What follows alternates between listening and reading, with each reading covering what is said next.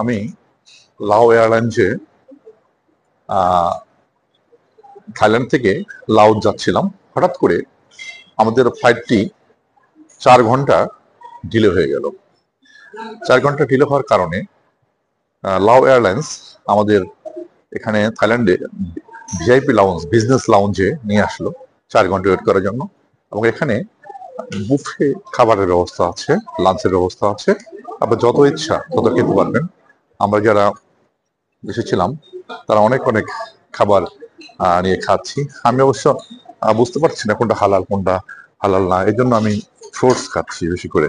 এখানে আমার পছন্দের তরমুজ আছে, অনেক তরমুজ আছে, তার ড্রাগন আছে, আমি ফ্রুটস গুলো খাচ্ছি।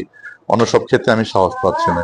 কোল্ড ড্রিঙ্কস আছে, হ্যাঁ কোল্ড ড্রিঙ্কস আছে, কোল্ড ড্রিঙ্কস রয়েছে, হ্যাঁ রাইস রয়েছে, স্টিয়ার ফ্রাইড রাইস রয়েছে, তারপর চাইনিজ নুডলস রয়েছে, হ্যাঁ সিঙ্গারা চমচা রয়েছে,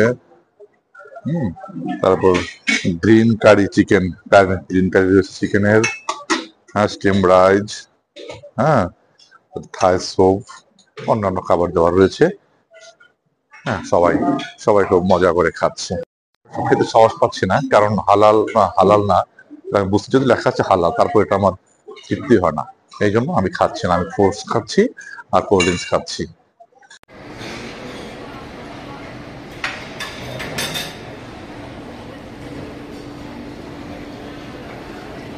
রয়েছে ড্রিঙ্কস রয়েছে, আপনারা যারা ড্রিঙ্কস করবেন তারা ড্রিঙ্কসও করতে পারবেন। রয়েছে কোল্ড ড্রিঙ্কস, বিয়ার